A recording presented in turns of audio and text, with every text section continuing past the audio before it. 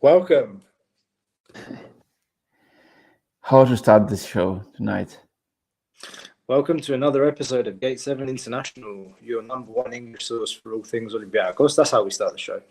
Always, whatever happens. Absolutely shocking night tonight for Olympiacos Football Club. 5-0, heavy defeat in Freiburg.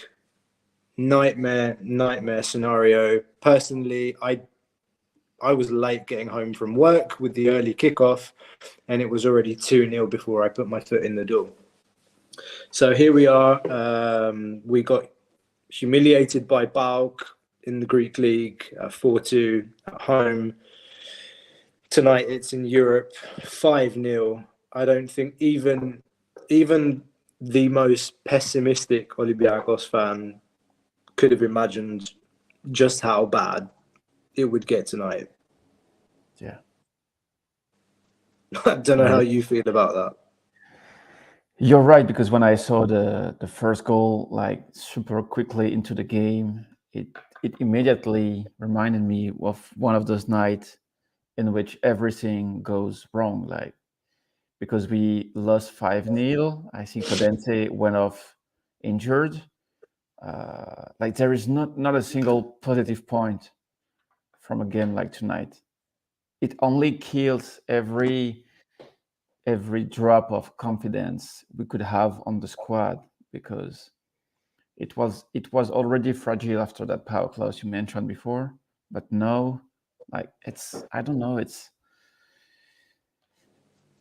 know how to recover from that. Not because Freiburg is it's a good team. We all know it's a good team, serious team, good club. But losing like that 5-0, not even a situation during the whole game, I don't know. It's traumatizing. Yeah, and actually, I was reading Martinez's comments before the game, and before the game, this is what he had to say. He said, Olympiacos has improved in relation to the first game and is more mature and prepared. We are a team that wants to play in this kind of match. We want to show our best. Yeah. That's what he said before the game. And I was wondering whether or not there would be comments post-match. And I've seen that Santiago Hesse has made some comments apologizing to the fans. So none of the Greek players come out. Hesse has come out and talked to the press. And Martinez talked to the press as well. And I think the media tried to back him into the corner, obviously. And they even asked him, having seen the result today, what would you have done differently? And his response was along the lines of, anything I say right now is an excuse. So, we've got a lot. Again, I think we've got a lot to talk about tonight. I don't even know if it's really worth analysing a game where you've lost 5-0. But I think tonight's exposed certain things about how we went about business in the summer, how we built the squad. So that's something we can talk about. Tomorrow is December. And we've said since the beginning of the season that this is a transition year.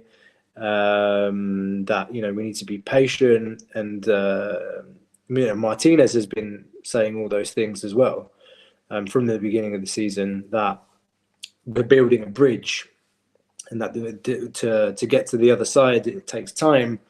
But it's December now, and there are question marks over not just the style of play, but more, does he actually have the right players to play the way that he wants? And what kind of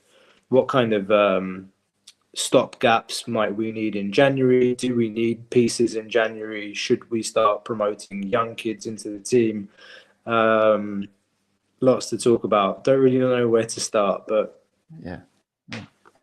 I've seen one comment I would like to jump on to. It's about the leaders, because when you lose 5-0, it also shows that when you concede the first 1 or 2 goal, maybe that's where you go down mentally, and we saw it last season because we did not have that much leaders in the team, but we do have more leaders last year than this year because we had Socrates, we had Envila, we had also Valbuena, but he wasn't barely playing. We had El Arabi that was on better shape, if I can say that.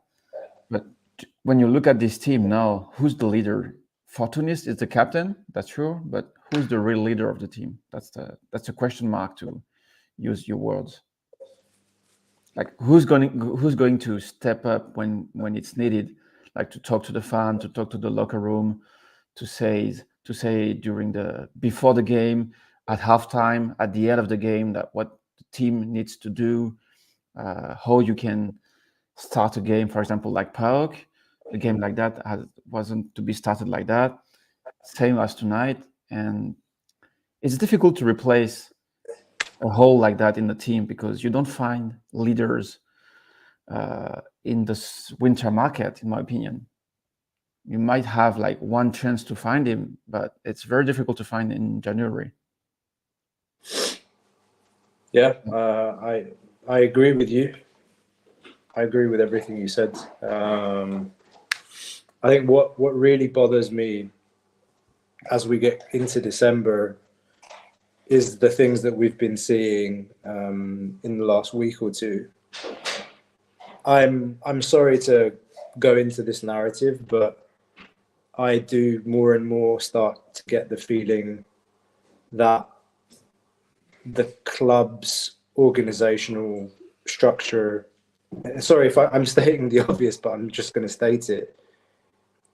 It just feels like Olympiacos isn't the priority. When you see the news about the ownership buying into Rio Ave, new sporting director out of nowhere, and no communication from the club to the fans whatsoever.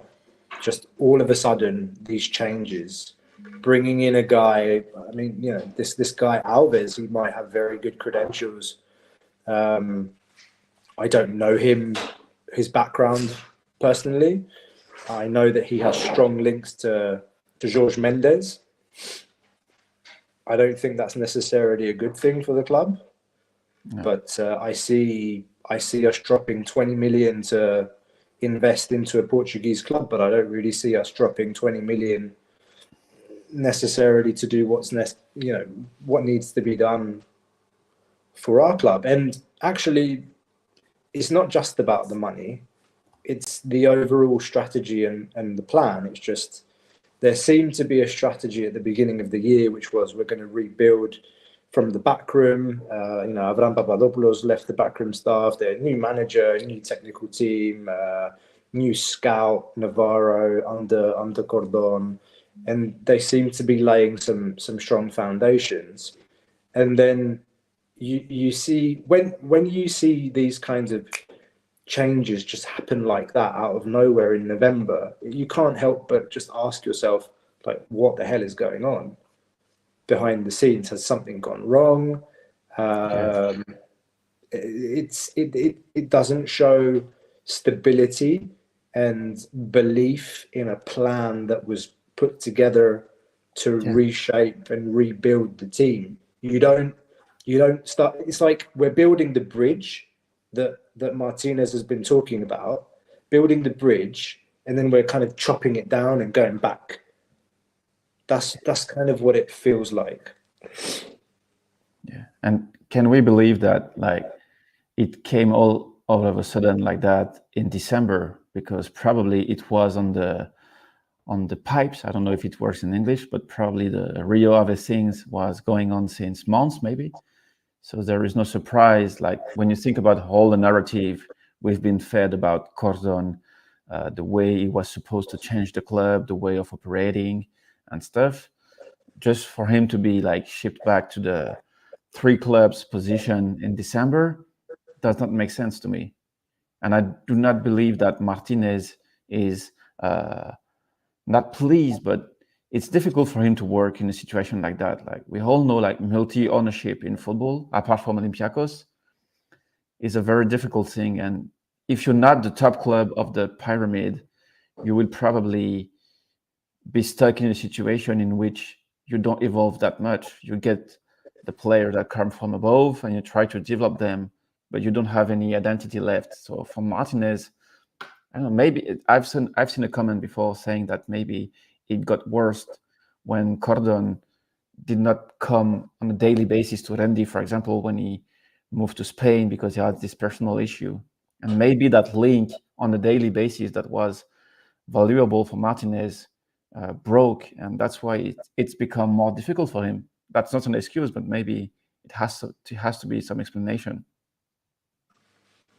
That's another question mark, as you said before. Yeah.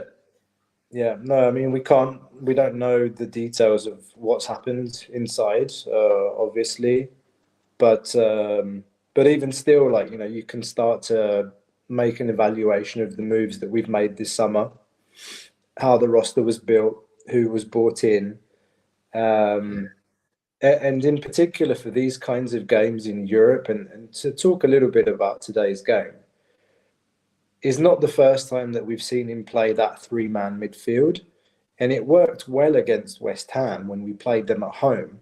Albeit, like, let's be real, when we played them at home, West Ham fielded a weakened side, and we did play well. Obviously, like, we won that game quite comfortably, I would say, in the end.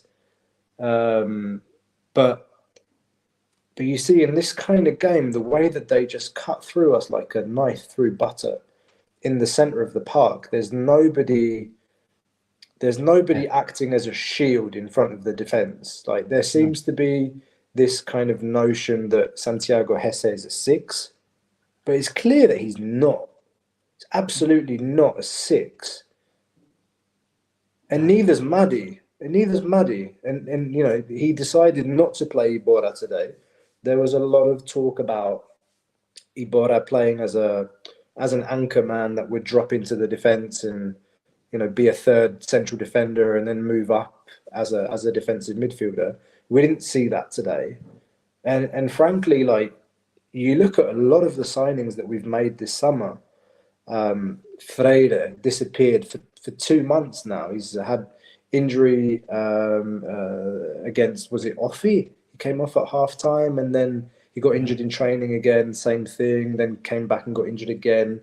Then there's Kini and Iborra. Iborra's been injured. He's been, on the fringes of the team. Kini and Iborra, to be fair, they helped us in the qualifying stage. But that's true. Since the group started and the league started getting into it, their levels dropped too, or just, in Iborra's case, he hasn't been there at all. And Hesse looks tired, man. Yeah, of course. I don't know how many games he played in Argentina this season, but I would imagine like 30 or like 40 appearances. I don't know if he's like getting accumulated fatigue, but he doesn't look anything like the player that we were admiring a month or two ago. The worst thing for me is that, apart from the signing that were from some of them like missed, it's the fact that we did not replace players that looked at the end of a cycle, like Oleg, because we took Kini played too much. I'm not saying Ortega is worse than Oleg, but the fact is Kini played too much, and compared to Oleg, it's a downgrade. Also, the fact that we don't have a proper number 6. We had like Bouchalakis, and Bouchalakis was at the very end of a cycle. He needed to leave, and that's good for him. He left, but those are the players we did not really replace. And I'm not even mentioning Mvila, which is a stranger case for me because he's out of club in December. He refused to renew, but it should have been a smart move for all parts, because you can't blame only the center backs if they are not protected, as you said before, because it's not only the defense fault if you concede a goal. The game against PAOK, the game like tonight, it shows that Martinez, in terms of tactic, he has an issue to solve, and I'm not sure we'll be able to solve it, because as much as the situation will get worse, he will have more pressure to get the results, so he will probably I don't know. You know how Greek football can be sometimes, especially when PAOK, AEK, and Panathinaikos became better sides. You can't drop points. You need to avoid dropping points. So the pressure gets bigger, and that's where you make mistakes in the lineup. So I don't know. The number 6 issue for me, is bigger than the centre back one, because we need a player like Guilherme anyway. The one we did not really replace is Guilherme, because he was a 6, an 8. He scored goals. He had a very good passing ability. But even Bouchalakis, man, when you think about it, would you feel Bouchalakis in this team if you were Martinez right now? You have to. You have no choice. You probably have no choice. Even Soris, maybe. Not really 6. I don't know. Funnily enough, I heard that Bouchalakis had a good game for the national team against France. I think he was playing with Galanopoulos in midfield and had a good game. But it's really just a question of chemistry and pairings in midfield. And I feel like there's just something missing. Like, I think, for example, that if you had Mvila like playing the 6 row and he had Madi and Hesse in front of him, I think that would look quite nice. Like, I think sometimes, Mvila would be criticised that he's a bit slow. He's obviously, he's getting on age-wise, but in terms of his professionalism, even like leadership on the pitch, passing range. Excuse me. Bless you. Thank you. We don't have that. Madi and Hesse cannot provide that level of distribution and calmness on the ball that he had. Ideally, you want somebody younger, like with legs, but those kinds of players, they cost a lot of money. It's the same. It's the same when you look up front. We look quite impotent. If you start comparing to the team, 2019 team with El Arabi up front in his prime, for us, it's depressing. Yeah. You don't have a killer up front. There's no one up front threatening. It's hard enough the ball isn't getting to the striker, and El Kabi isn't somebody that can create for himself. But I think another thing to talk about, and maybe this is a reveal of a conversation that we had this summer. I won't say who we had it with, but it was someone in the team, and we were told there are too many loanees, there are too many players that have come in on loan, and that's a problem.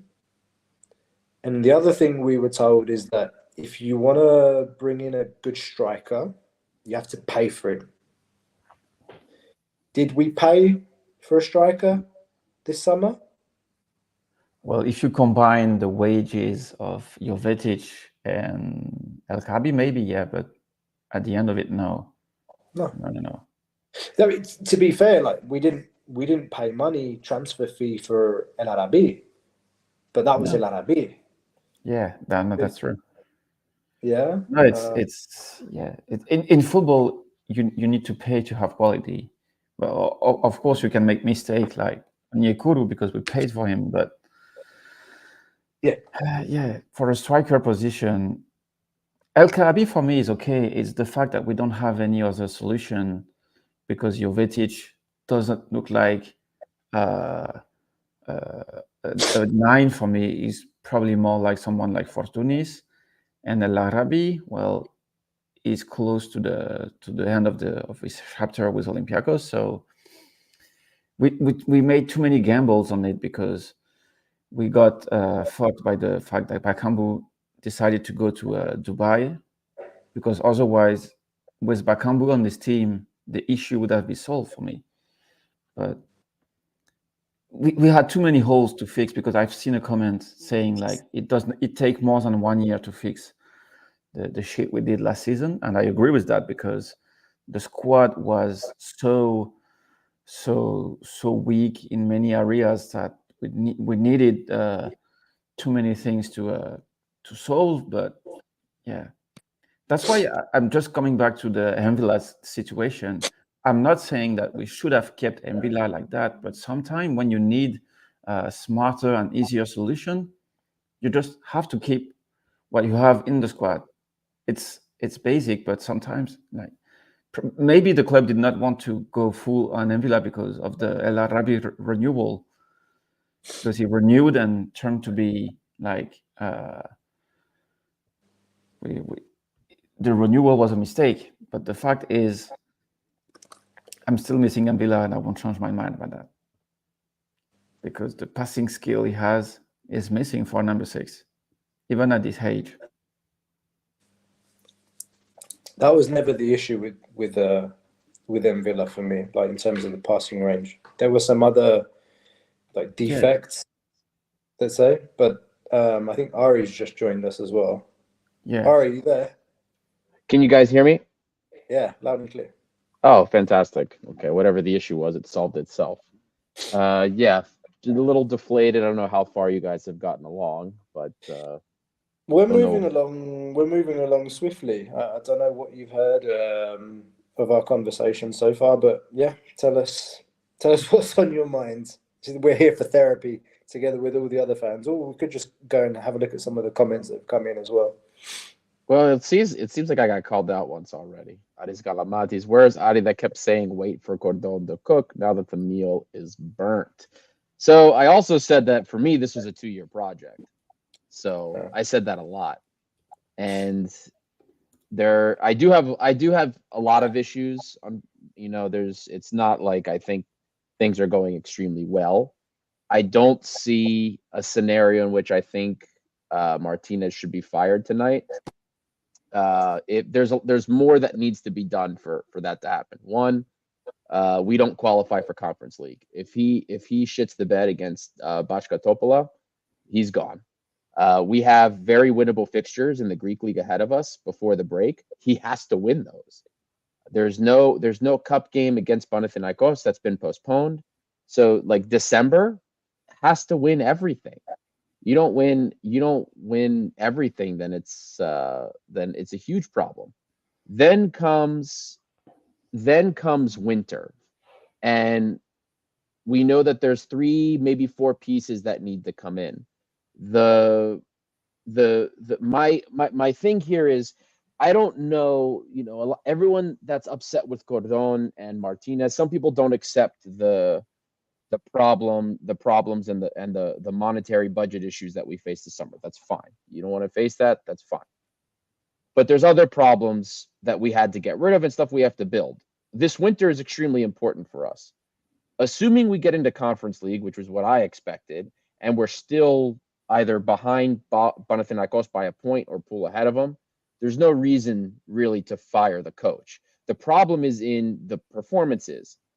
This team has not been playing well on the field, even in the last couple of games that we've won. Panathinaikos, we didn't look good. Needed to be bailed out by Kostas Fortounis to win that game. The game before that, Asteras Tripoli we again had to get bailed out by Kostas Fortounis. There's major fixed in the winter. Four positions I just said before. We're in Olympiacos, right? There's not really a room for a project, unfortunately. As much as I say this is a 2-year project, whatever. Everybody demands winning. You have to win to keep your job. You have to win to continue. If as long as we're not losing and falling further from the top, and if we stay in Conference League, I think we're okay. Then we evaluate what happens in the winter with the players that come in, and we move on for the rest of the season and sees what happens. I didn't expect us to win a title this season. I didn't expect us to win a title. I expected Conference League. I didn't expect us to win a title. I know that doesn't go the same for the majority of fans here. The majority of fans, of Olympiacos fans, demand winning and demand titles. So maybe that is a reason why I guess I'm not as upset as a lot of people are, because my expectations were much lower. But that could have something to do with it. demand is one thing, expectation and being realistic is something else. I think we all have our demands and expectations, but reality is sometimes different from that, and you've got to deal with it. You mentioned, like, I don't know, when you mentioned we don't have time for project, I don't know if you meant that about young players as well, but it's definitely like one thing that I think I said it about a month ago after listening to an interview that Ange Postecoglou gave about, having infinite amounts of money, and would he like to have the money that Chelsea had to spend in the summer? I look at our squad and I look at it and I think the way that they've thought about it is, let's bring in all of these quality players on paper, like Solbakken, Podence, even Scarpa. Like, on paper, Solbakken's made a massive, big money move from Norway to Roma. He's a Norwegian international. Scarpa was voted best player in Brazil 2 years in a row, won the Libertadores, yada, yada, yada. But you look at all those players and they're all like roughly around the same age group. That you've got like 5 or 6 of those players competing for 3 positions behind the striker, but you don't really have any young players that are competing for places. And I feel like one of the things I worry about is the dressing room, like the mood in the dressing room. You've got too many of those types of players around the same age group that feel that I should be playing. And a lot of those players are lone players. They know that they're only there probably for one season. They don't give a shit about what happens to Olympiacos down the line. They haven't signed long-term contracts. Maybe that's true of some of the others that did sign long-term contracts too. I don't know. But it's not healthy. Like, No. The Competition balance, is not healthy at all. The balance of the squad isn't right. And yeah, people are asking in the chat, what's your solution and what do you think we should do? And another thing I worry about is we're going to get to January, the transfer window is going to open, and we're going to panic buy. Everyone's going to be like, oh, we're going to buy Jerome Boateng at centre back. We're going to buy Mario Jardel. I don't know. We mustn't. I feel like, personally, it's my personal opinion, obviously, we mustn't panic buy in December. Some others in the chat, I'm sorry, last thing. Some others in the chat, they're making a lot of parallels with the basketball team, and it's perfectly normal because the basketball team is a healthy, like the club is healthy. There's a strategy, there's a coach that has been there for 4 seasons, there's a core of players that, and they were calling on Barzokas to sign players, but he didn't do it until he found the right pieces. We found Naz Mitroulon. He's a Greek player. We need a Greek passport. He's a player that has EuroLeague experience. There's Filip Petrusev. Like, we didn't just buy someone for the sake of buying it. And I really worry that, you look at our academy and there are players like Babis Kostoulas and Christos Mouzakidis in midfield. And for me, those players, they should be playing with and training with the first team. I would rather those players get chances in the first team than go and sign some washed 30-year-old up front or in midfield. Like, what is the point? What is the point? No, you're right. And that's why my solution for me on that 2 years project, maybe it's, we know that Martinez is heading toward a very difficult situation because, as Ari said before, he basically needs to win every game until the break. And we all know it's very difficult to do it, even in Greece, even with Olympiacos, because you can drop a point from there to there with a PK, on goal, mistake, who knows? And maybe for me, the solution has to come from the inside.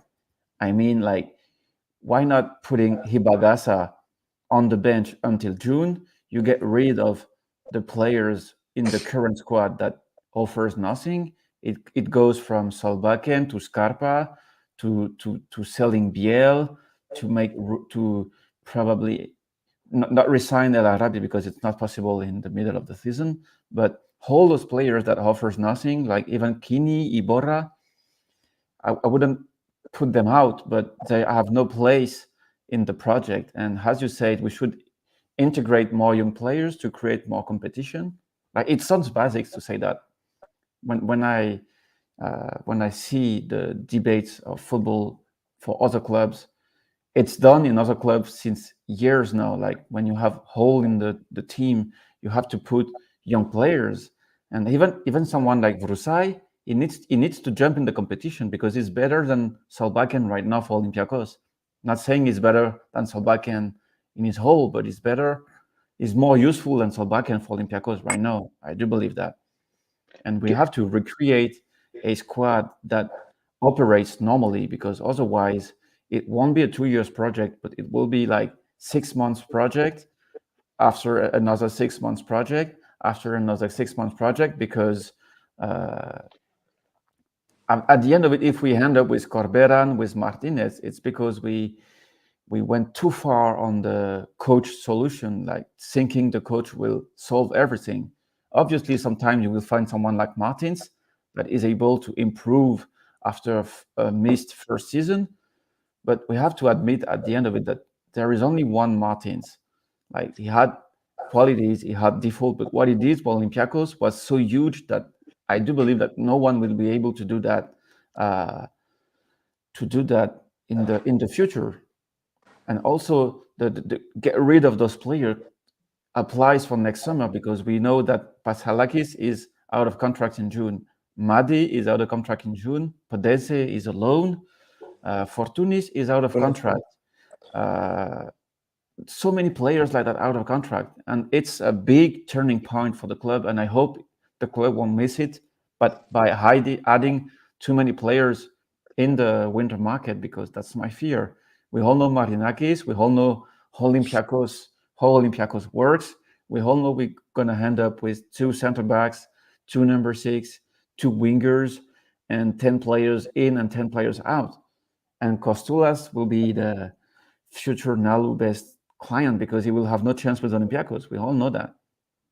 Martial, I don't know if you guys discussed this already, because I agree with all the points you said, but there's something else that I find that kind of disturbs me a little bit more than just like the player quality and the player situation, because I think this also contributes to a lot of the anxiety and the concern around the team, the anger as well. And I don't know if you guys talked about it yet, but more the communication from the club to the fans. It is an extremely frustrating situation. We talk about this a lot. We talked about this on the last live show, but like this result is like almost kind of goes hand in hand with what has been going on earlier this week with regards to Cordon being announced as this global director or the global sporting director for the new Marinakis footballing group. You know what I mean? And a lot of these issues could be solved if this club could learn, and excuse my language, to fucking communicate. It is really stupid. It is really like, how come the club just can't come out and say, hey, this is a rebuild. We're not expecting to win anything. You can't ever say you're not expecting to win anything. This is a rebuild. There's going to be bumps in the road, but we're going to stick through this. They don't communicate at all. They don't communicate at all, Ari. And even more so,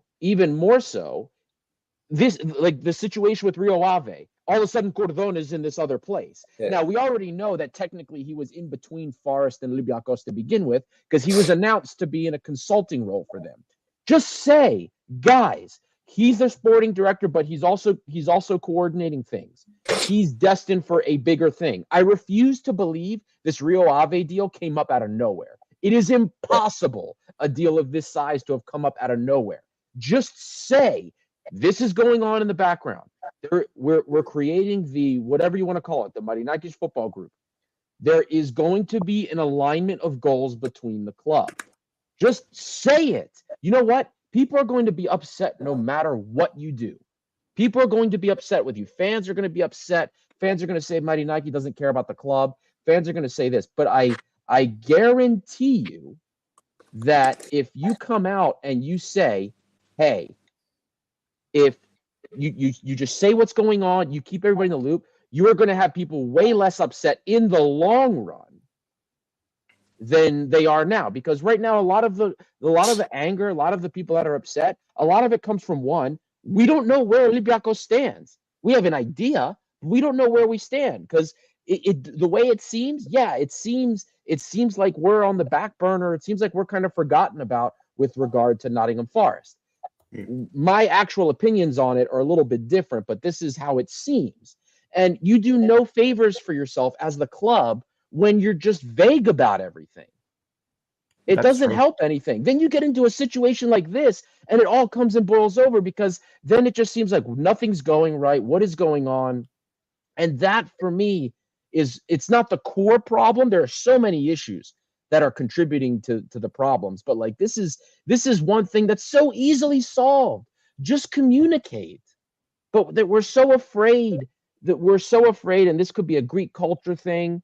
This could be an administrative culture thing in Greece. Whatever the case is, we are afraid to admit that we are not the force we used to be. We are afraid to admit that we have to take 2 steps back to move forward. We're afraid to admit that we're not as good as we used to be. We're afraid to admit that we have to do something to fix things. We're afraid to admit that we're not the top dog right now. And that's the problem. Call it pride, call it ego, whatever it is. This is one of the core problems, and it's such an easily solved thing for me. But that's one of the things that's really like annoying the shit out of me for now.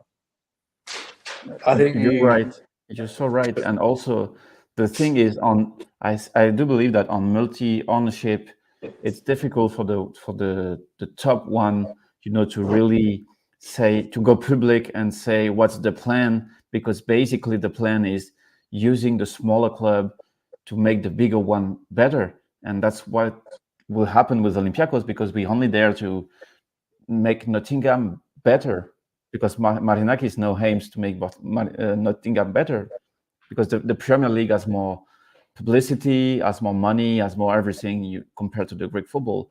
The only issue is that you can't feed Nottingham through Olympiacos because the 2 leagues are very different in terms of level. But otherwise, the plan will be to use clubs to make other clubs better, and maybe Rio Ave will be the 3rd one because the club itself is smaller. So maybe they will get the first batch of players, then will come to Olympiacos, then to Nottingham maybe. But when you see the example of clubs that belongs to, for example, the City Group, like I have the example of Troyes.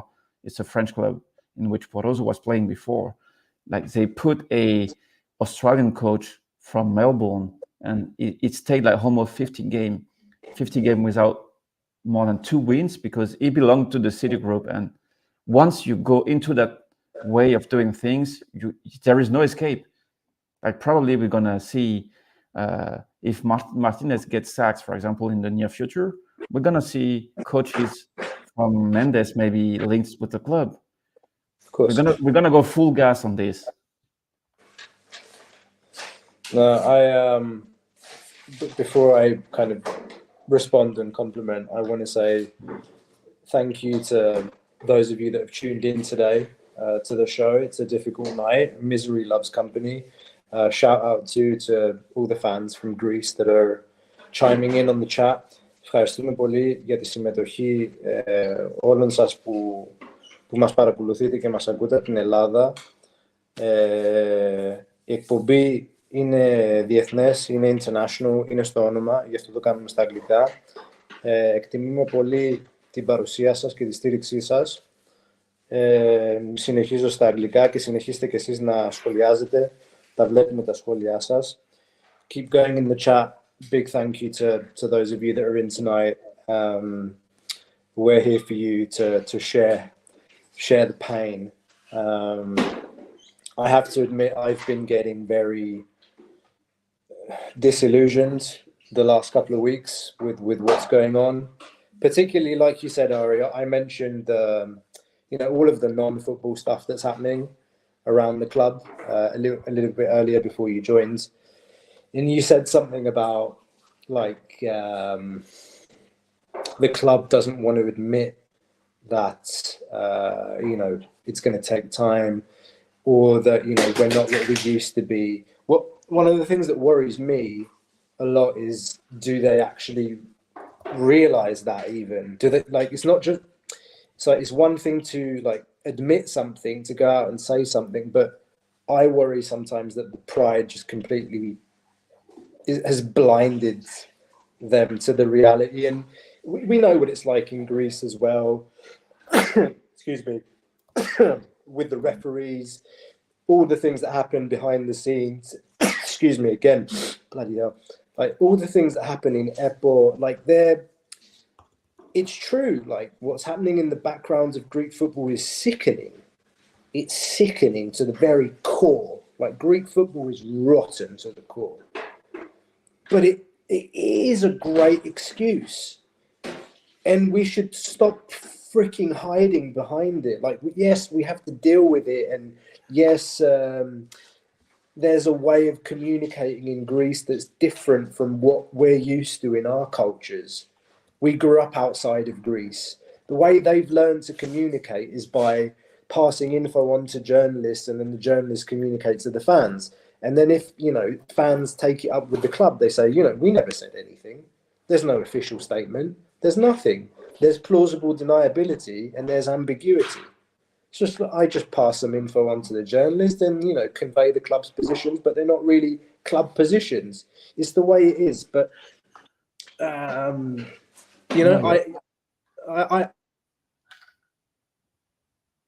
would love the sound. I would like it's not even about Marinakis coming out and speaking to the club, just the club itself, press statements or anything, just communicate to the fans, like in a respectful way. Like, don't undermine our intelligence. Maybe I'm going completely overboard. No, you're right, but I remember the Caramba saying many times, like the aim is to win the Europa League, and that's the kind of communication we're getting from the club.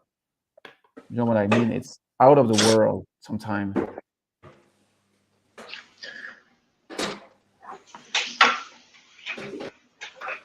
Lambros, are you there?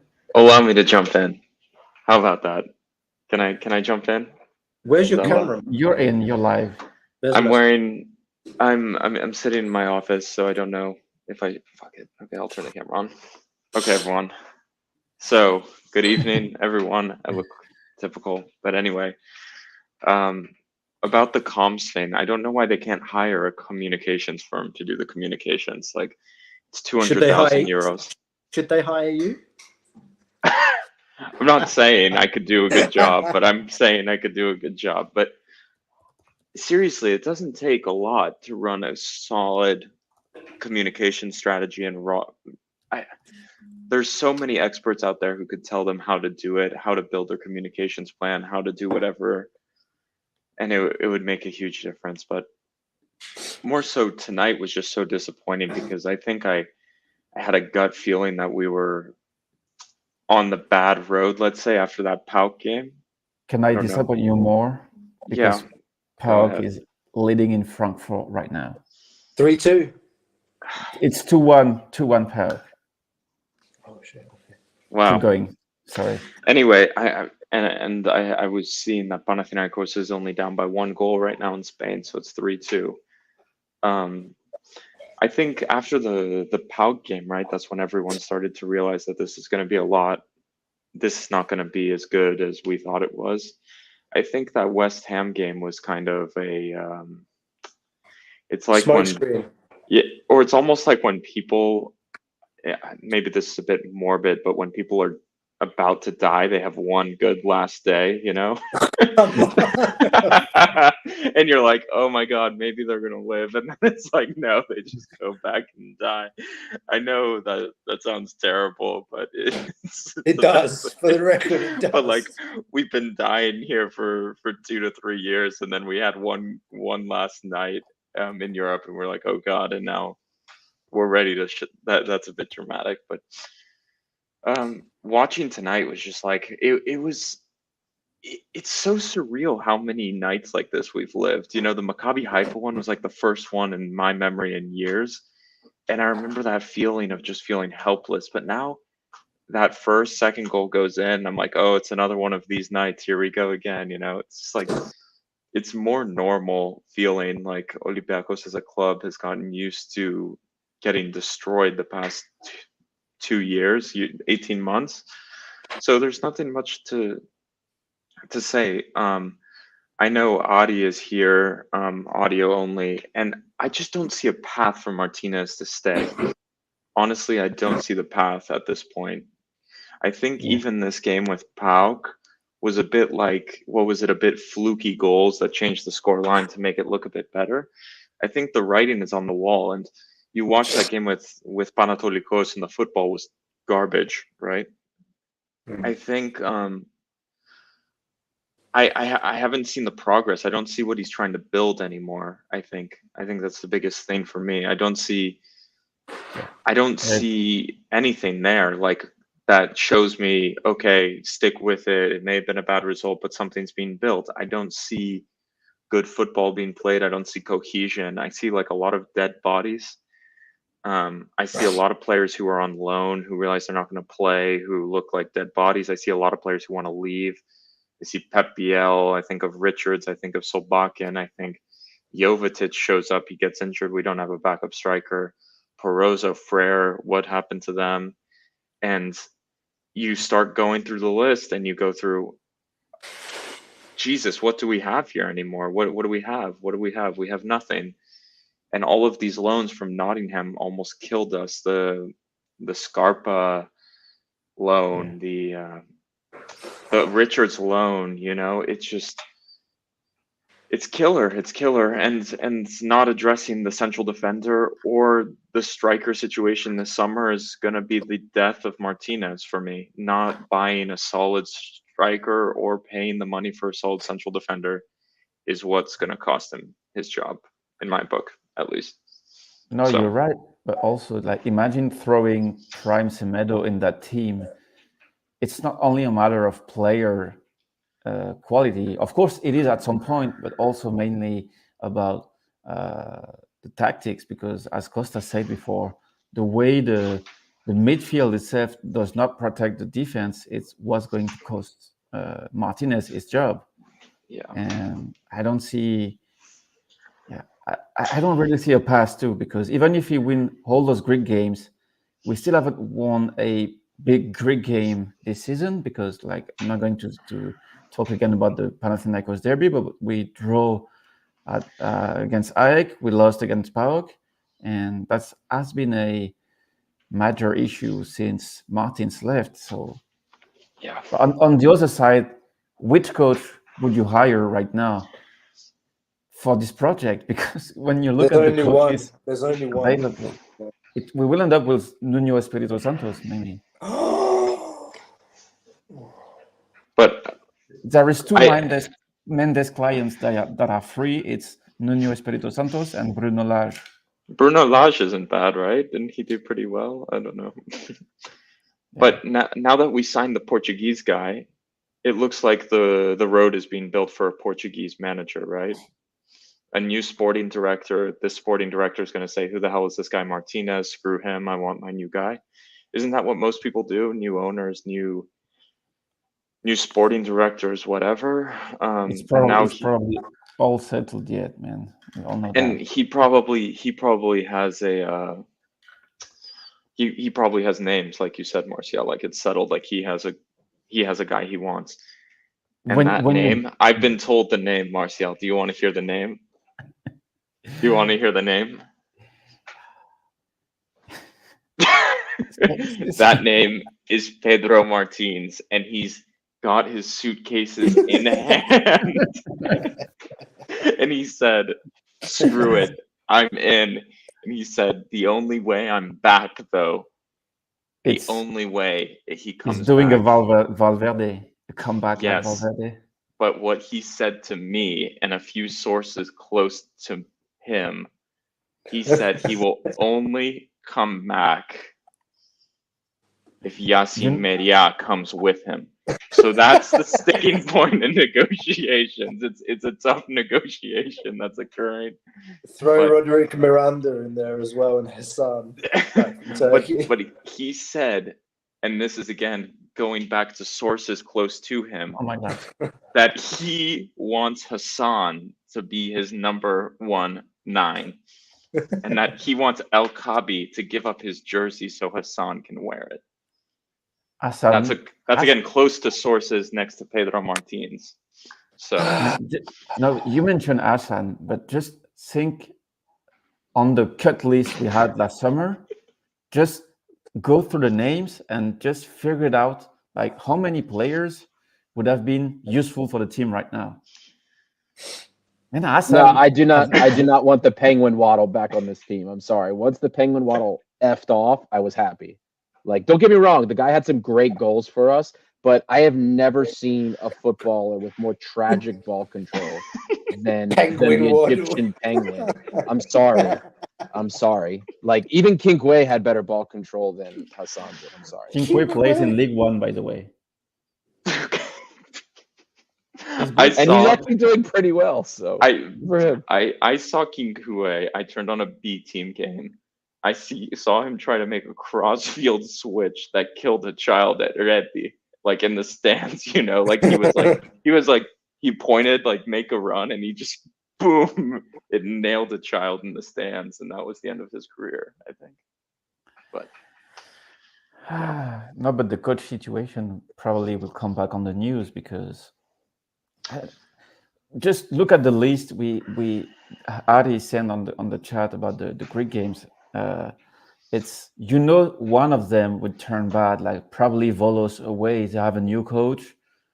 They have like the annoying players that probably could snatch a goal against Olympiacos out of nowhere. Like I'm pretty sure the announcement from the club is already ready, like the one for Corberan after Aris, because like it popped right after the game. So listen, Marcio, we're gonna win all of these games. You know why? Because I'm gonna change my habits. See, I stopped making my pre-made match win AI graphics because most I thought I was jinxing the club. And ever since I stopped, we've had terrible results in Europe and in derbies. So I'm gonna start doing it again. Now we're gonna start winning much. But I'm looking at the fixture list. You know, after a draw or a loss to Topolo, that's a good time to get rid of him, because then you have Atromitos and Lamia to finish, and then you have time January 3rd versus Ike. So, right. Can I stop you right there? Because didn't we Yeah. say the same thing when Michel came last year? Like, oh, if he finishes out strong, he has, was it like the World Cup and the winter, and he could Oh, build yeah. into you? And then it was a fucking disaster also. To be fair, the new manager would have 12 days to get the team ready to play against Ike. So it'd be a quick turnaround for sure. oh my Jesus God. Christ, what a disaster. Just imagine if we draw a Greek club in Conference League after one leg. Like, imagine the amount of derby we would have to play in one season. But The absurdity. But guys, I'm looking back like at the schedule. I'm trying to think when was the last that Pout game like killed us. Yeah, I'm looking at it's like West Ham, we were shit against Asteras. It was, let's just say, not enjoyable to watch. Panatolikos this weekend was terrible, and then you have tonight. It was The like dressing before. room's gone, man. Yeah, The but it's dressing room's gone. Like it was even, weird.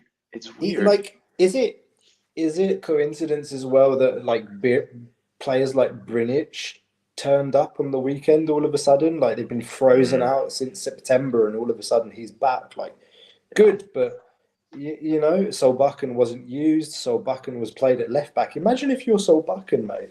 So you've never played left back in your entire life, and then all of a sudden the coach is like, "Oh, we're losing 2-0. I want you to come on at left back." What? You lose the player. You lose the player, man. Yeah. And that's on that peculiar point in which Lucescu, for me, is the very best coach in Greece, because he owns every one of his players mentally, and every single one of them is ready to fight until the very end. And what we need on this winter market, it's to find someone that could be like Crespo under Lucescu, like Varela, you know, those kind of average players on paper, but that can turn into very, very good player for Olympiacos, because it's different to be a good player and being a good player for Olympiacos.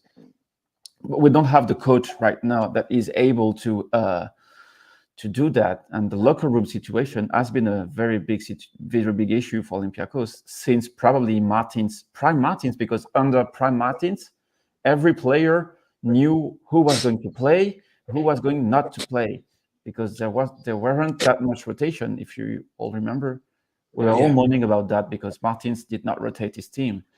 But isn't that the perfect solution? Because he had these 12, 13 players, and he used them until the end. Yeah, but he burned some of them. Like Agibo there at the end. Yeah, but that's football. It's the downside, I guess. It's not possible to do what Ferguson did with Manchester. If you can do 2 solid years with a club, that's already good. Yeah. My opinion. Yeah, I mean, can I just say, like, look at Bauk's starting lineup, and it's just like Thomas Kedzora at centre back, Gouliarakis, Rafa Suarez, Vieirinha right back, Thomas Morg, Tyson, Ali Samata. It's just like, what? But they play as a team.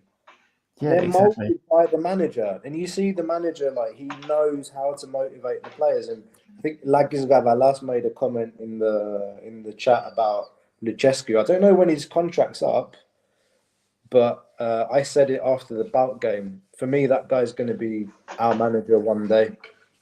But I would sacrifice Lambros for that. Why would you say that? Why? What's the point of saying that? God damn it. But I'm looking through the team sheet from today, and I'm thinking of like the finished players, like who are finished here. Like last season, I loved doing that because they were all finished. But I think there's more here. For me, Paskalakis, this is it. This is this season, and he's gone. Yeah. Rodinei, you keep. Retsos, you keep. Doi needs to go ASAP. Ortega, you keep. Madi, they need to sell because he's not renewing. He's gone after this year. Heze is probably going to have interest in the summer. Alexandropoulos, you're going to pay 4 million euros for what we just saw tonight. I don't know about that. Is it 4? Adi, do you know? Yeah. Right? It's 4. It's 4, yeah. You're going to pay 4 million euros? It's a lot of money. They could get him. They could get him for less. They could try. Fortunis for cheaper? Or Fortunis can stay. Podense, they're going to pay 5 million euros? I don't think so. And then you have El Kabi, who is like, he's like Guerrero, man. Like he's a Guerrero replica. He's fine to have as a second striker. I have no problem with him. And then you go to the bench. Ibora's done. El Arabi's done. Kini's done. Matsuras, I guess we keep. Carvalho's done. Pepiel is done. Solakis can stay. And Solbakken is done. So you're looking at what? The fullbacks, Heze and Fortunis and El Kabi?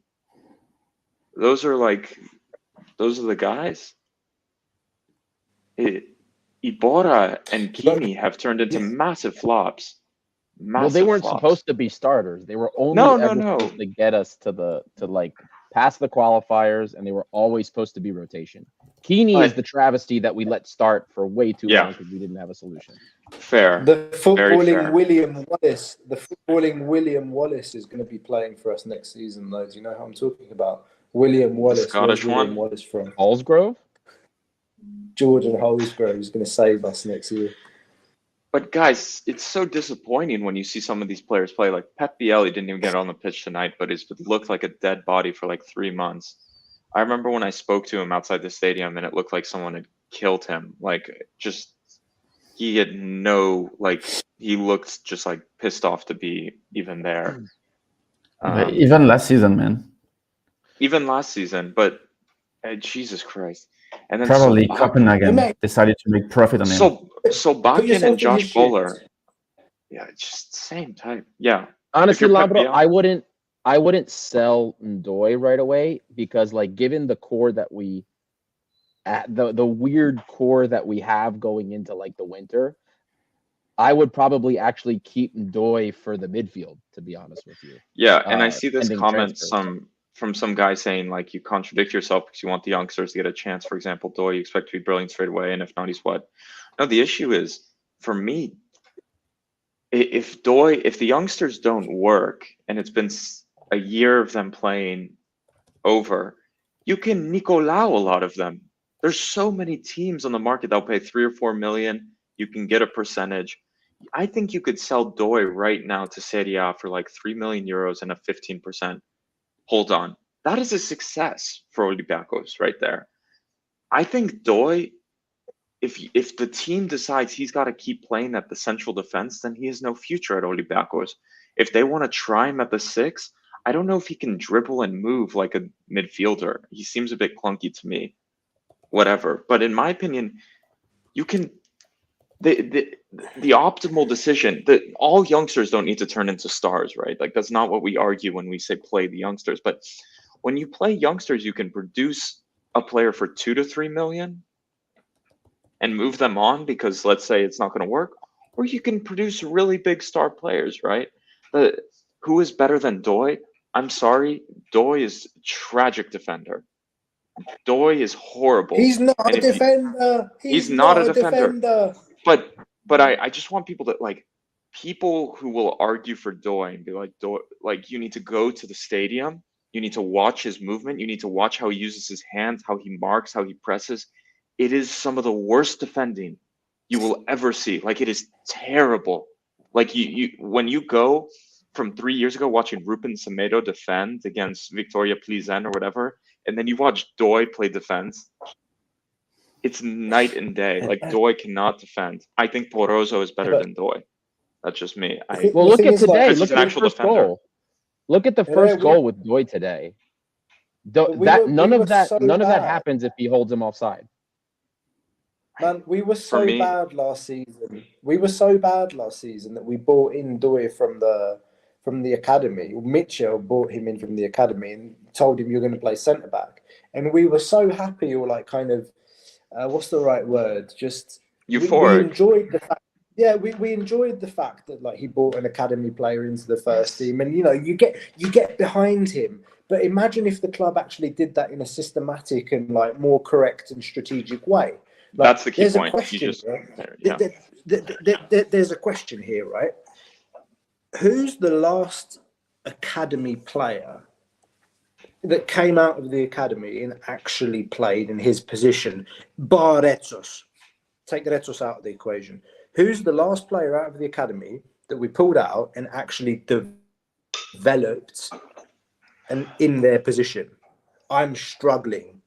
I'm really struggling. Fortunis left. He went to Asteras. He went to Germany. Then he came back. Still counts as academy. Still counts. Chimikas came from the academy, right? Yeah, Chimikas did too. Chimikas went to Denmark and went to Holland. We didn't develop him. Yeah. We developed Shazim Lassi. That's not a joke. Who did you say? Marcia? Shazim Lassi. Very good midfielder, by the way. Plays abroad. I mean, you could argue that we did develop him. Like you could argue we did develop those players because we sent them out on loan and then they came back and they got their chance. But it's like the whole story with Andrutsos and Vrusai, play them at, Andrutsos starting as a 10, then a centre mid, then a winger, then a right back, then Vrusai, and then Doi. It's like we're not shitting on Doi, but like I agree. I think Ari made the point. Like play him, have him as a rotation option or a backup option as a 6. Fuck man, just play him in his position.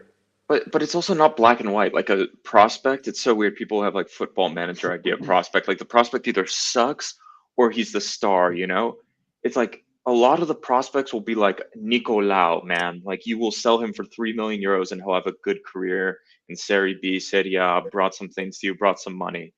And that is fine. That is good for Olympiacos to make 3-4 million euros from a player. But the problem is, like, when a prospect enters Olympiacos, everyone's like, he has to be the next coming of Jesus Christ. It is okay to say Doi was decent. He entered the team. He did well. But now we can move him on because I don't see Doi getting better at Olympiacos. So we cash in, we make 3 or 4 million euros. We put a sell-on fee for him. And that is how academies and modern football clubs work that are not in huge leagues, Like, I don't know if you disagree with that, but that's how I see I don't see every prospect turning into 25 million euro player. Like, it's not how it works. Also, the thing we need to improve is the I don't know to say that what we did with Alexandropoulos was fine, but you can find a Greek solution on the market, and there were 2 solutions for us this summer. The first one was Gutas, second one was Siopis.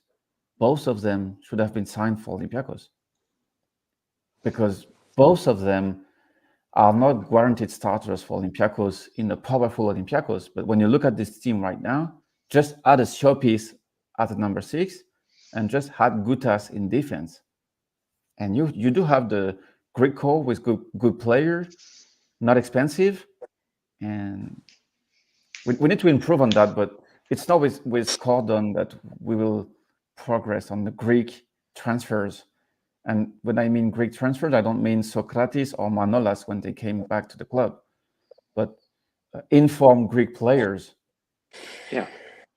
It goes back to that conversation we were having about squad players or even fringe players in your team. It's like the basketball. Yeah, but it's like in the basketball team. It's like the basketball team with like George Papas, he doesn't play, but like he plays his role on the bench. He might play some trash minutes, like 3 or 4 minutes in the Greek league, but he's part of the squad and he's not getting paid much. And neither would I think your opinion about Rutas and Siopis is an unpopular opinion.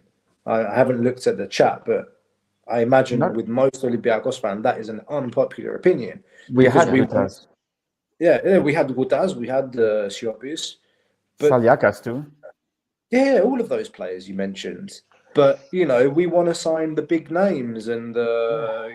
we don't know how to sign rotation players. Yeah. Like Richards, man. Like with Saliakas, I know wrong side of the pitch. Is Richards better than Saliakas? No, because Richards doesn't play. So he has a name and he played for Bayern Munich and whatever. But he doesn't play, so it doesn't matter, So there is not that much. I would have been happy with Likoyannis coming back as a super sub. He would have played 20 games by now. We all would have. Yeah. Kyriakopoulos would have been the first solution, but it's too expensive and doesn't want to come back. Yeah. But Likoyannis, man, it's smart business. Like it's smart, cheap rotation. And you know what? When you have, remember when Doi got called up, he had Socrates next to him where he'd go in the press and he said, any mistake he does, like it's probably my fault, blah, blah, blah. Like Likoyannis can be there to support a player, whatever. You're going to have, personally, I don't see that element. Socrates as shit as he was last season. Like at least he kind of mentored Doi a bit. He's better at that than Avram or Manolas.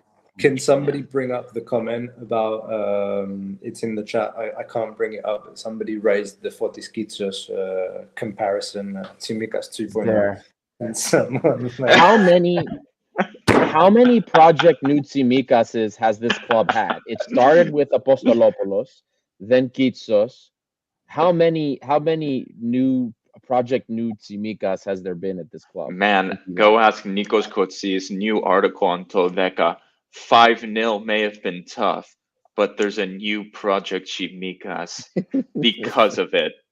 God, I can't wait for the spin. He's going to be like, tough discussions were had in the locker room, and everyone understood what must be done. And like people are going to read it and it's like, yeah, that's good. Someone underline that. That's good, right? He just said right there. He's like, that's good.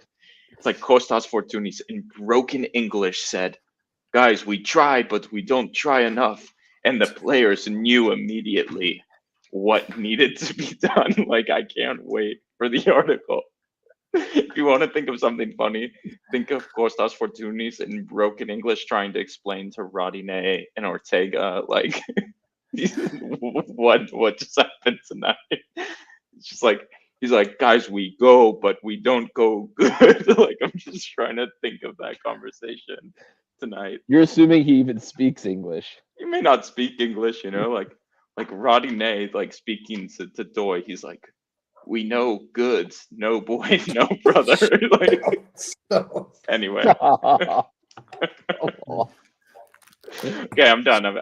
I like having a joke, but sometimes I try to imagine how those conversations in a 5-0 full-time locker room in frozen Germany go. You know, like does everyone look around and just like, we just produced a disaster? Like, Marina is translating that. Like, I don't know. That's why we needed an easy draw in the cup. You know, like those shitty game against Super League 2 team in which you rotate full of the team, because it's the only way to get away after a loss like that in Germany. Yeah, you're absolutely right. Playing against a Super League 2 team that's getting robbed, people dying on the pitch. So shout out to our Patreon interview with Panayotis Zaidis and his experiences in Gameth Niki and the time he spent in Alpha Topikos. So check that out. But yeah, you need something like that. You're right. But I remember those trips back in the day where youngsters would actually play. Like, we would go to, like, I don't know, Kalamata or whatever, and they would only bring the kids plus like 3 senior guys, like Omar Richards would finally play. But then they changed the format of the cup, right? Like, yeah, we used to play group phase. It used to be like group phase for the cup, and Yeah. that wasn't utilized as well as it could, let's say. But like, that was better than what it is now, where like first round you play Panathinaikos, where it's like, is this really a cup competition, or is this just to like get the best teams to play each other in the winter? Like, no, I guess it used to be the Greek Federation being fed up of us winning the league all the time. So let's make it knockout. So yeah, I don't know. But anyway, I think I'll wrap this up because it's, as you can see, it's getting already dark out here. It's getting dark over there, is it? Yeah, it's getting dark over here, and over there. Yeah. I'm in the office, so I don't know. But you spoke about Kitsos. I think Kitsos, has he played? Along to him, like Kalogeropoulos is playing with Volos, playing quite nice from what I've read. So maybe Kalogeropoulos. He doesn't play for the B team anymore? No, he's No, really? Good for him. Yeah, he signed a new contract with us. It wasn't sure this summer. I remember that, yeah. Could have been playing. Remember when Pedro Martins played him once and he pocketed Barales and everyone was like, oh shit, we're actually going to play a prospect. We need Paulo Bento back in Greece. You know what, man? I'm so glad you said that, because his name came into my mind like during today's conversation. For sure. It's like at this point, you're just like, mate, I just think it's so healthy. Like, I know that like we're one of the most impatient fan bases in the world, but I just think it's so healthy, like having that approach. But you do need a steady core. If you do throw the young players into a team that's unstable, that isn't, doesn't have a certain kind of solidity, you're more. It's a higher risk that you'll burn them. Yeah, kind of, but also it shows the one that are able to step up when needed, and Yeah, the one sure. that needs a proper context that would not be possible in Olympiacos. And also Paulo Bento's legacy is still remembered. Like, we don't remember his games themselves, but more the player he launched. And I think as a coach, it's what matters at the end of it. Unless you have the Pedro Martins trophies, but otherwise, when you compare to the coach that passed by Olympiacos, But Yeah, there's truth in what you say. It's like if you think about the coaches that left something, like a legacy. yeah, exactly. Like Martins left a legacy. True. I've seen a couple of people post it on social media, and maybe some of you guys as well mentioned it in our group chat. But like, is it, you start to even ask yourself the question today, and was it Pedro Martins that really screwed us, or was it the club that screwed him? I think everyone went crazy of at the both. end. Yeah, Yeah, I was don't about think to it's say black, white. everybody went nuts because even whether it was Pedro Martins that was looking for the players, because everyone, if we believe what everything was told to us, right? Pedro Martins had control over a lot of the transfers. He earned that, so to speak. And if that's the case, then there was a drastic change in the types of players that we brought in before COVID and then after the COVID break. Because before the COVID break, we had a lot of young guys, the Mahdi's. Now I'm like blanking. I forgot when Cisse came in, but all of these guys, we had all these interesting prospects. A lot of them, of course, were play 11 guys, and I'm sure that has something to do with it. But we brought in a lot of interesting prospects. We still had the same issues at the wing position because outside of Podence, we had hot garbage on the wing.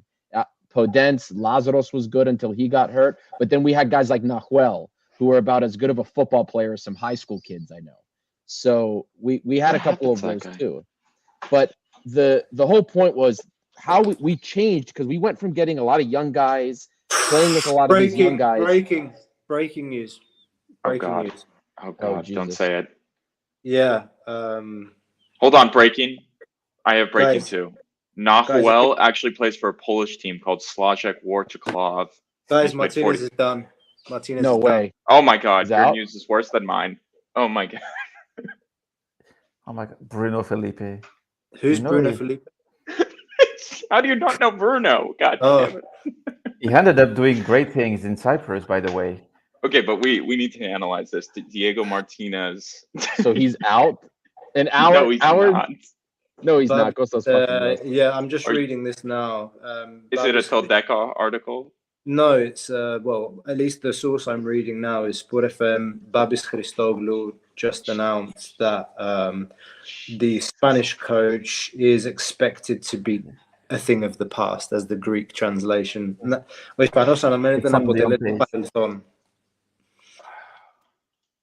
Here we go again. So I have a name. Oh yeah, here it is. That's the word in Greece I know. It feeds into what we've been saying. It feeds into it. It's like the changes all of a sudden. The new sporting director. The new sporting director has a manager. Surely he has like a guy ready. Yeah. That's why this is. So I expect like we'll have a manager real quick because he's probably. Also, Babis Christoglou to break the news. Damn. Not even Nikos Kotsis. He got scooped by Babis. The old goat. I can't believe that. It's actually pretty rough. Maybe he's going to cite Babis when he writes his article. That one's for you, Adi.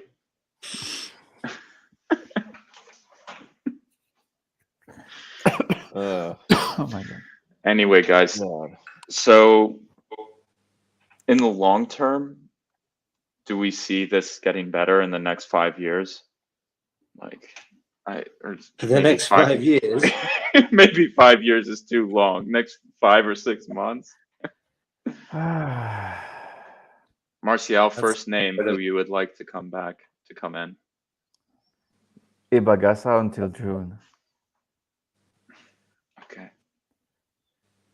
It's quite That's long. actually but- that's actually an interesting suggestion, but I doubt it. I very much doubt it. Am I I see- insane for saying Pedro Martins is not off the table with the Portuguese guy? No, it's not happening, mate. When Fortunis is your captain, can you imagine? That would have been a cold dude. reception at the airport. Jesus. I had a feeling this might happen today. I honestly, I couldn't believe it. I thought it for sure it would happen if we messed it up against Bachka Topola, but Jesus Christ. Oh my god. So people are saying who's going to come to us? Surely this new Portuguese guy that they brought in has a name, and that's why they feel confident in doing this. But on the weekend, who do we play? Volos, you said? Is that Yeah, what you Volos guys- and then Panserikos, yeah. Both away. Both away. Everything is away, basically, until we play Bachka Topola. And then we go away again to Atromitos and Lamia. So it's a tough job for a new manager. Actually, they're not Volos, Panserikos, Atromitos, Lamia are not world beaters, but you're away 4 games in December, and you have must get a result versus the Serbian team, who has done decent. Like West Ham needed a 90th minute winner to beat them tonight. So Yeah, they're not. It's not going to be a walkover. It's not going to be a walk in the park against them. not at all. It No, and reminds didn't me- they Yeah. didn't they get a result against like was it Partizan or Red Star? I don't know. I think I'm gonna be honest with you, and I know a lot of people in the comments have been saying out. I think that's a mistake.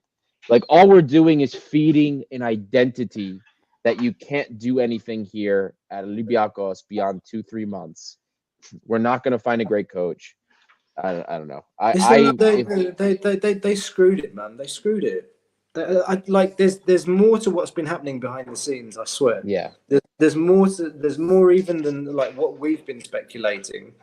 Chris Coleman on his way. Who? What? Chris Coleman? Oh Yeah. dear. Oh God. Like So- what? Send do a they message to his think? son. Like I know tonight was humiliating. None of us like it. None of us like the defeat against Pauk. But it's like what again? Like let's build the bridge and let's drop a fucking bomb on it again, and then let's start building it again. But start using hay to build the bridge, not concrete. Like what the? It's just like you're not even going back to step 0 or step 1. It's like I don't even know now. Do you think Cordon made the decision, or it was decision of the owner? How does Cordon make the decision to sack He's the one his own Yeah. appointment? Yeah. Does this mean that like that's why Cordon's gone actually? Because the writing's been on the wall? Man, And don't As soon as discount Chris Cooper. Is that his name? The Chris non-name Forrest Coleman. No, the guy in Forest Steve- Cooper. Steve Steve Cooper. Steve Ay, Cooper. malaca, Chris. Steve Cooper is feeling the heat as well.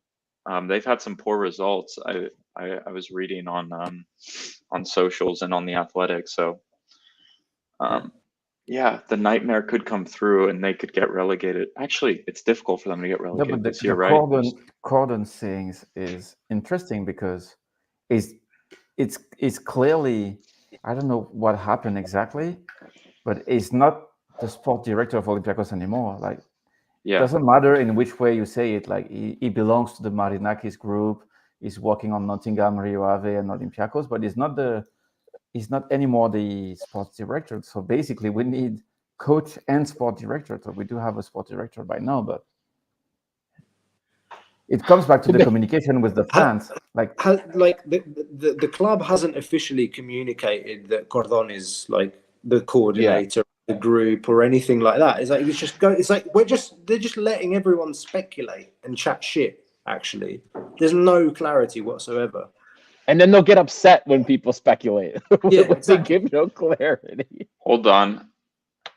Sports director Antonio Cordon is still on the website. by the way. If you go to the website, they have this. Assistant sports director is Jose Navarro. And then strategic advisor, that's got to be someone who does nothing. Yes, it's Christian Carambe. Anyone with the name strategic advisor. I wish I could be the strategic advisor to nothing. One of these times when they fire a coach, I just want them to fire Carambe as well. Like, can we be done with it? You know, can we be? It's like having a second mascot on the team.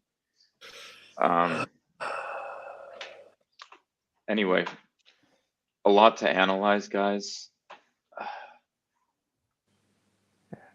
What are we expecting? Are we expecting a press conference again from Marinakis, like he did with Inigo, like he did with Michel, like he did with Martinez? You think he'll do another one here to tell the fans what this time?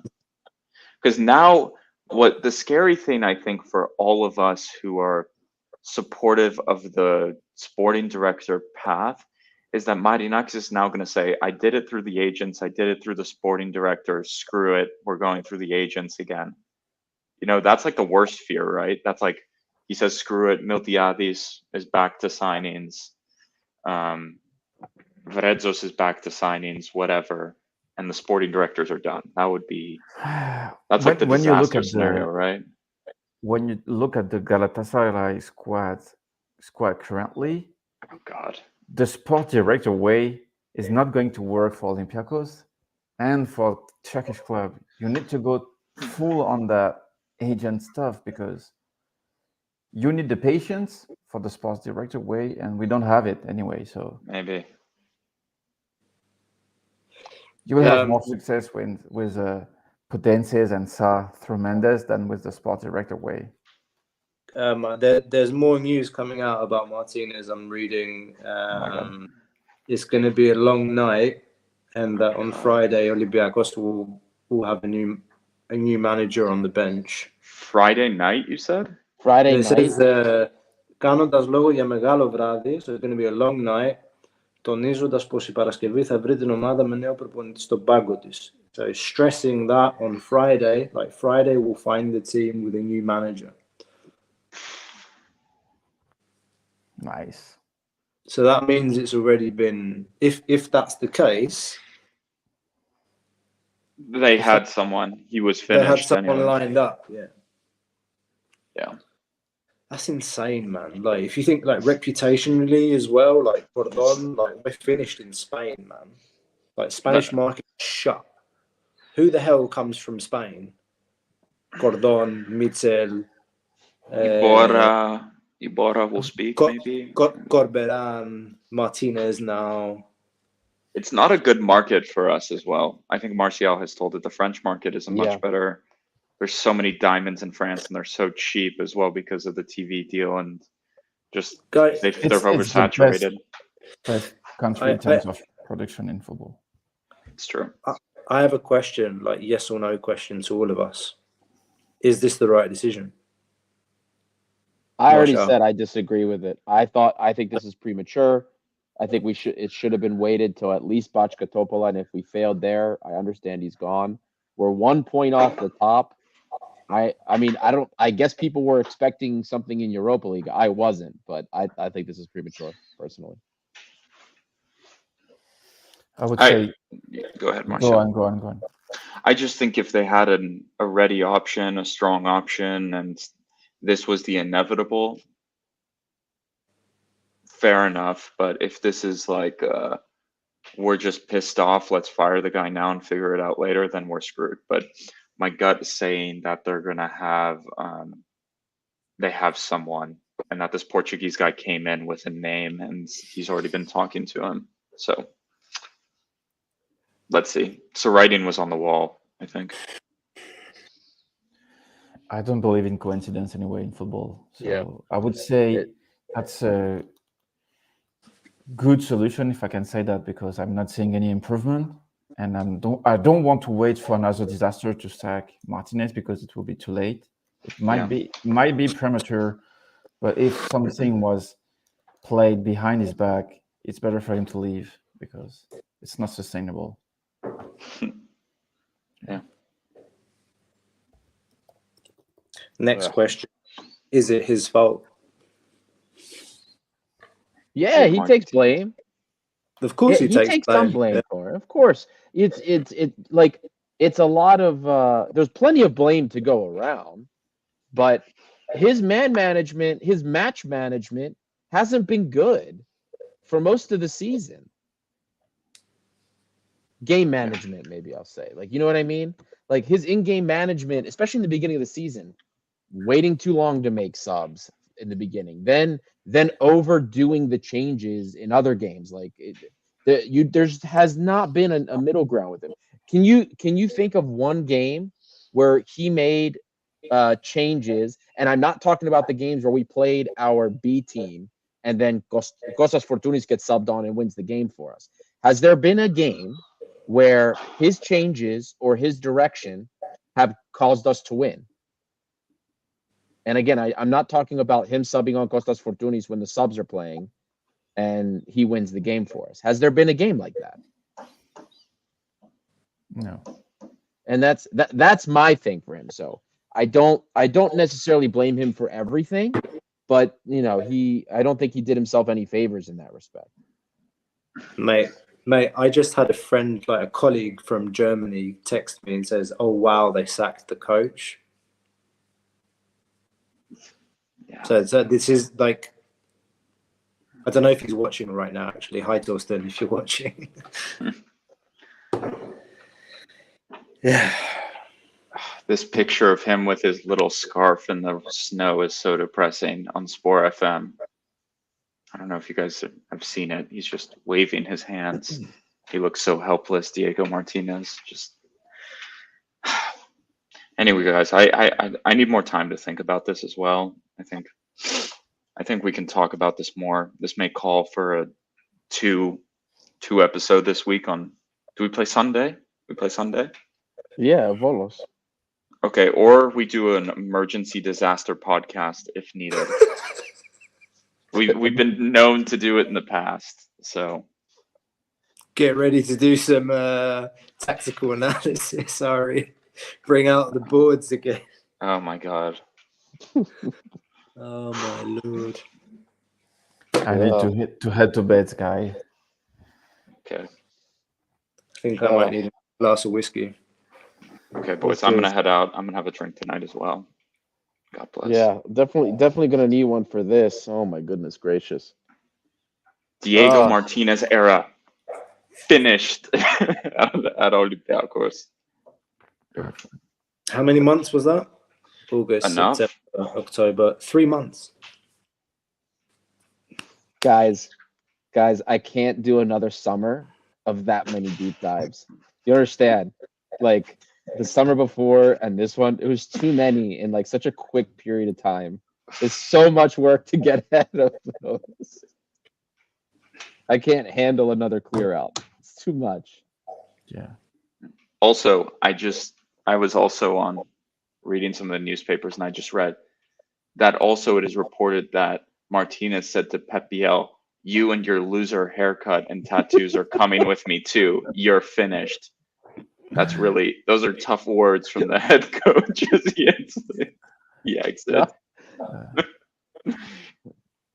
Anyway. Your best friend Ramon's gonna come back, get another chance. Oh Jesus. Imagine the new coach looks at the squad and it's like, shit, we need a backup left back. Someone get Ramon on the phone. He's coming back. We would have needed him in some games in the Greek Shut League, up. man. Shut up, Martin. I'll send a DM to whoever the new coach is with your picture next to Ramon and be like, this is the guy you gotta hire. Imagine if Ramon makes a glorious comeback. No other site, just for the record, I know we're trying to shut this down and we all want to go to bed, or at least Marshall and I do. But no other site has picked up on the report about the manager. Maybe I need to go listen to the Greek radio. I promised myself I'd never say those words, but when's our favorite troll going to come out of hiding on Twitter? Nikolakopoulos, he's gonna. Oh, this is it. Yeah. So Yannis Chorianopoulos tweeted, "Olympiacos manager Diego Martinez is under pressure. To be fired is under serious consideration." way to say nothing, man. Real nice. Does anything ever come from him? Like anything? No, he literally just tweets in English what other people tweet in Greek, and everyone from abroad is like, "This guy's on an insider. He knows everything." Okay, guys, but last, I'm gonna leave it at this. Michel to come back. Who says no? Would Michel come back? Isn't he coaching somebody now? He has a club in Saudi Like Arabia, Dubai I or guess. something? Or Saudi Arabia, that was it. Okay, never mind. Maybe Michel says no. Okay, everyone. On that note, should we wrap up? Don't forget to like and subscribe if you're joining us for the first time. Gate 7 International, your number one English source for all things Olympiacos. Who wants to shut it down? Do I have to do the honors? You I do can't. the honors. You're Do not the here honors. very often. You do it. Okay, I'll do the honors. Please do like and subscribe. And Adi, you want to hear something? No. Okay. On that note, have a great night, everyone. We're out.